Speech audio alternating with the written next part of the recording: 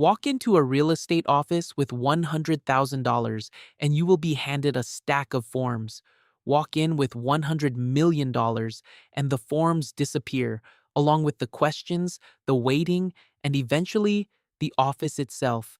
Agents are professional readers of wealth, and they adjust everything to it. What they show you, how fast they answer, what they ask, and what they would never dare to ask. Follow one imaginary buyer up the ladder from a starter budget to a fortune, and watch the entire industry change its face at every step.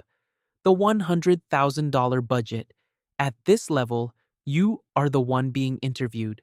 The first meeting starts with the uncomfortable questions. What is your income? Is your credit score above 620? Are you pre-approved, and for how much? Do you have the down payment in your account right now, and can you prove where it came from? The agent is not being rude. They are triaging.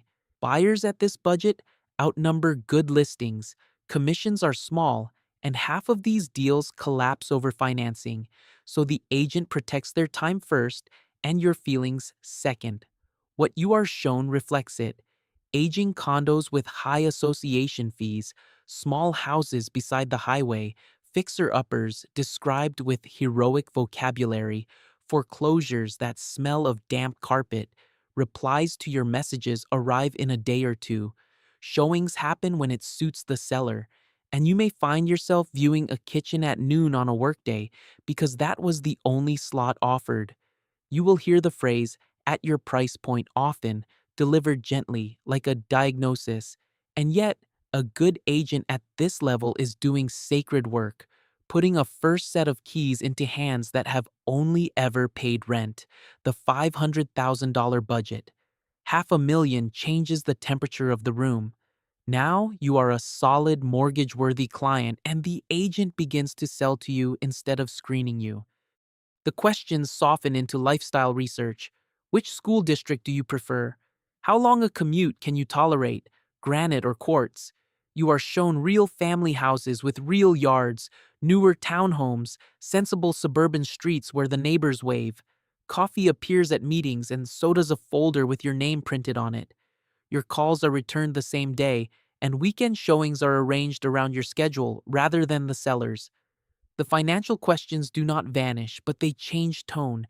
Instead of, can you actually get a loan? The agent asks, which lender are you using?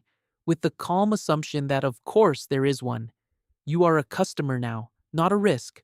Still, boundaries remain.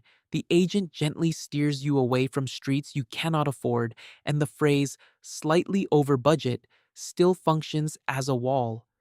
You are respected, but you are also one of many, a healthy file in a cabinet of healthy files, and if you hesitate too long on a good house, the agent will sell it to someone who did not. The $5 million budget. At $5 million, the relationship inverts. The agent now auditions for you. Luxury specialists compete for your listing appointment with glossy brochures of themselves. Showings become private events. The owner leaves, the lights are preset, and there may be quiet music and something chilled on the counter. You see architect-designed houses with names instead of numbers, penthouses with elevators that open into the living room, gated properties with ocean views and guest wings. Many of the best options never touch the public listings at all. They live in whispered networks, and access to those whispers is precisely what you are paying for. The questions change species entirely. Nobody asks about your income or your credit score. Wealth is assumed the way gravity is assumed. Instead, the agent asks, will this be a primary residence or one of several homes? Are you buying in your name, an LLC or a trust, cash or financed for tax reasons? Would you like an introduction to a designer, a contractor, a private banker? The word budget itself is retired, replaced by range, and the range is treated as a mood rather than a limit. The agent's real product at this level is discretion. Your name stays out of conversations, your search stays out of the market, and your neighbors learn you bought the house only when the moving trucks arrive. The $100 million budget. At the summit, the industry stops resembling sales at all and becomes diplomacy. There is no browsing and there are no listings. There are perhaps a dozen properties on Earth that fit, and most are not for sale until the right person asks. Deals begin with a phone call between two agents who have known each other for decades and continue under non disclosure agreements signed before an address is ever spoken aloud. You may tour a house by helicopter or send an advisor to tour it for you because at this level, the buyer often never sees the property before closing. The showing is not really for you anyway. It is for your family office, your attorneys, your security consultant who studies sightlines, and your architect who is already planning demolition. The remaining questions are few and stately. How would you like to hold title? Which jurisdiction do you prefer for privacy? Shall we include the art, the staff, the yacht mooring? Price negotiations can be almost ceremonial, since 10 million in either direction changes nothing in anyone's life. The agent has become something between a concierge and an ambassador, and their commission on a single transaction can exceed the lifetime earnings of the loan officer who once asked our buyer about a 620 credit score. The questions that disappear. Trace the ladder and you notice what falls away. First to go are the solvency questions, proof of funds, pre-approval letters, the polite investigation of whether you are real. Next, go the questions of limits. Nobody above 5 million is ever told a house is out of reach because the agent no longer believes in your ceiling. Then, the practical questions vanish. How you will get to work, whether the schools are good, whether the roof needs repair, because staff, drivers, and contractors will absorb every inconvenience. At the very top, even the question, "What are you looking for?" disappears, replaced by, "Let me show you what exists."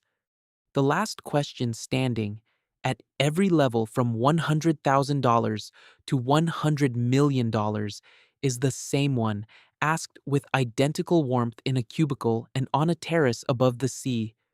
Where do we sign? What the latter reveals. None of this is a secret conspiracy. It is arithmetic wearing manners. Agents earn a percentage, so their attention follows the decimal point, and their courtesy compounds like interest. But the latter reveals something uncomfortable about service itself. Respect in the marketplace is priced, and the people who most need patience, guidance, and honest advice, the first time buyers with thin savings, receive the least of it, while those who could navigate any market alone are wrapped in velvet. If you are climbing, remember both ends of the ladder. Demand real diligence even when you are flattered, because the agent who stops asking questions has also stopped protecting you. And if you ever find yourself signing papers no one bothered to explain, in a house you saw only from a helicopter, recall the buyer at the bottom proving every dollar twice. The paperwork was heavier down there, but at least everyone involved was forced to tell the truth.